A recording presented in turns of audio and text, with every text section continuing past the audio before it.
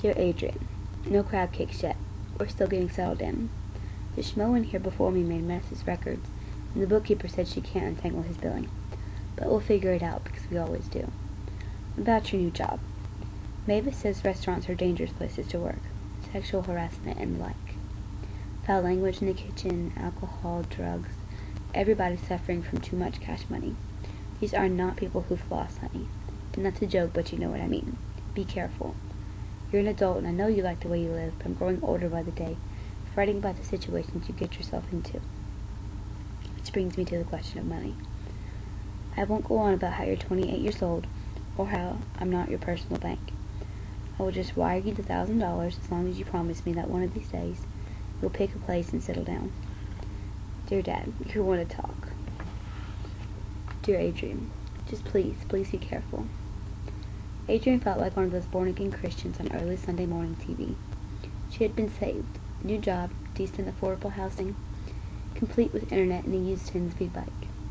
The first morning in her new bed, she lay with her eyes closed and banished Doug Riddell from her mind, once and for all. In the 6 months of their dating, he had lied to her about his drug use and stolen all her money. But it hadn't been all bad. At the bottom of her trunk rested a lovely pair of shearling gloves that Doug had given her when they first started dating, and there had been some nice walks, the two of them throwing jack sticks along the snowy banks of the Frying Pan River.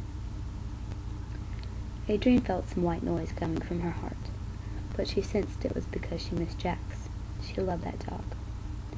So it was goodbye and good riddance to another man, another town, another phase of her life. Nantucket would be the start of a sound decision-making, a healthy lifestyle, the straight and narrow. Adrian loved the island already, the historic downtown homes with their lilac bushes and their snapping flags, the wild, pristine beaches. It was so easy to breathe here. Adrian's new housemate, Karen Fryer, had been a waiter at the Blue Bistro since the beginning. When they first met, Adrian made the mistake of calling her waitress, and Karen corrected her. Waitresses worked at diners in the 1950s, okay? This is fine dining, and I must bust my ass as hard as any man out there. Karen was tall and extremely thin.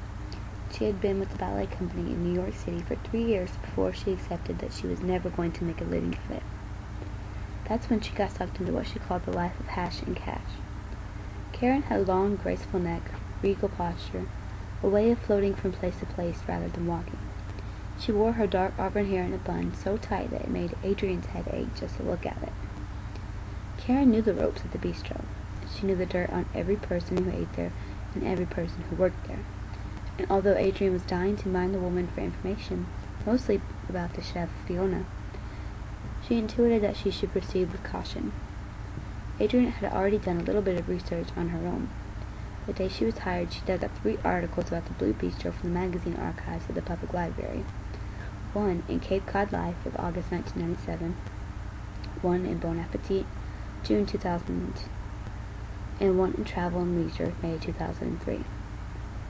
The articles offered variations on the same information. The Blue Bistro was wildly popular because it was the only restaurant on the beach on Nantucket, and because of the food. Travel and Leisure called the food consistently delightful. Fiona Kemp is one of the most talented chefs in New England today. Cape Cod Life said Fiona Kemp never does interviews, but her plates speak volumes. She's the master at giving every diner an unforgettable taste experience. Each article referred to Thatcher and Fiona as partners, and Bon Appetit mentioned that they had grown up together in South Bend, Indiana. Fiona attended the Culinary Institute of America in Hyde Park, New York, and landed her first job as a line cook at the Wawanit Inn on Nantucket. Thatcher was quoted as saying, "She convinced me to come out to the island for a visit in 1992. I decided to leave the family business in South Bend behind. We were up and running the following year." Thatcher went on to explain how the first 2 summers they struggled to get the menu right. "We were trying to make the food really grand. It took us a while to figure out that fancy French food wasn't the answer. The answer was simple, fresh, fun. Food you'd want to eat on the beach." A photograph of Thatcher appeared in each article. Thatcher holding up a bowl of coral-colored soup. Thatcher in a white wicker chair, grinning in a Notre Dame baseball cap. And most surprising was a photo of Thatcher in a navy blazer and red paisley tie, standing behind the oak podium. It was Huck Finn, all gussied up. There were no pictures of Fiona. Karen had rented the same two-bedroom cottage on Hooper Farm Road for as many years as she'd worked at the restaurant, and she took a roommate every year. Thatcher had asked Karen as a favor to him to rent the spare bedroom to Adrian.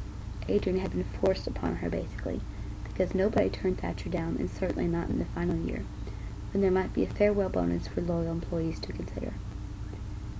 Adrian was just happy for housing, and not only housing, but company. In the morning, Adrian and Karen sat at the kitchen table drinking espresso. The following night was the first night of work, the soft opening. Adrian was unsure of what to wear. She had 2 trunks of clothes from her days on the front desk, but somehow, looking nicer to day job clothing, didn't seem suitable for representing the front of the house at the hottest restaurant in Nantucket. So she asked Karen. The other assistant managers have all been men, Karen said. They dress like Thatch. He wears a coat and tie, Adrian said. A tie if there's somebody big on the books. Otherwise, he wears blazers and shirts from Thomas Pink, and Gucci loafers, a new pair every year.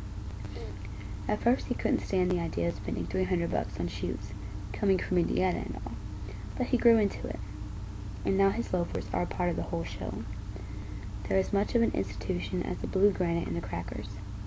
I heard about your crackers, Adrian said. Let's look in your closet, Karen said. Another espresso? No, thanks. The espresso machine was Karen's. She hauled it between Nantucket and St. Bart's the same way Adrian left her laptop. Karen even owned a set of cups and saucers. It was a very sophisticated setup. Adrian discovered she didn't like the espresso. It tasted like a cross between gasoline and tree bark, but she accepted a cup to be polite. Now the caffeine was coursing through her blood. She was ready to leap out of her skin. Soft opening tomorrow night. She needed to find something to wear. As she feared, Karen deemed every item of clothing Adrian owned too frumpy, too corporate, too Banana Republic. You worked in resorts for 6 years, Karen said, and you haven't learned how to shop? Karen took her to Gypsy on Main Street, where Adrian's pulse reached an unsafe speed. The clothes were so gorgeous and so expensive that Adrian thought she was going to pass out. We have to go on someplace else, Adrian said. I can't afford any of this. Oh, come on, Karen said. You're going to be making more money than you know what to do with. I doubt that, Adrian said. Still, she mustered enough courage to browse the sale rack, and there she found 2 pairs of silk pants and a stunning Chloe dress that was marked down 70%. Adrian put the dress back, but bought both pairs of pants. Then at the last minute, she decided to try the dress on. Karen whistled. You can't pass that one up. Adrian scowled at herself in the mirror. Becoming self-sufficient did not mean spending exorbitant amounts of money on one last-year piece of designer's clothing. She would probably get fired her first week and end up living in the back of a junkyard car. But no, she couldn't pass the dress up. Adrian bought the dress, her hand trembling as she signed the credit card slip, a combination of the price and the espresso.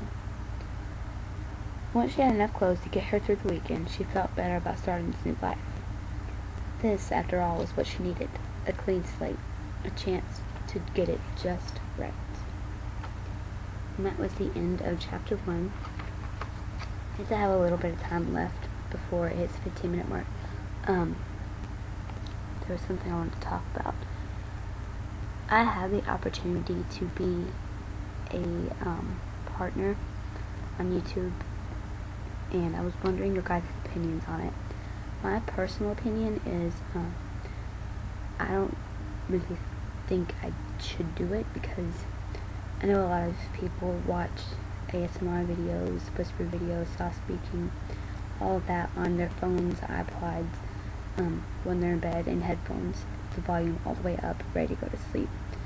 And the last thing, in my opinion, that I want to hear when I'm ready to go to sleep is a loud advertisement. So, whatever you guys think about that, just feel free to let me know.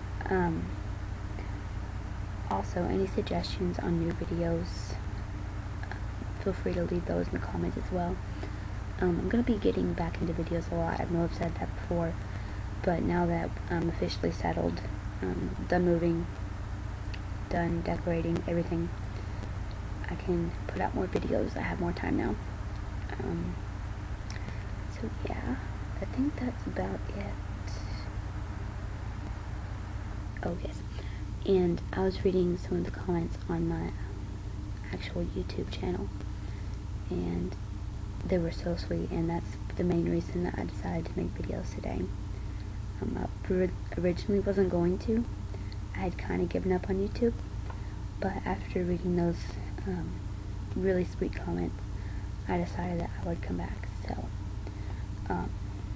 sticking around for a while. So, like I said, any suggestions on new videos, any requests you might have, and also what you think about the whole partner idea. So that's about it for this video. We will start chapter 2 either tomorrow or the next day, it depends, but it will be this week definitely. Thank you guys for watching.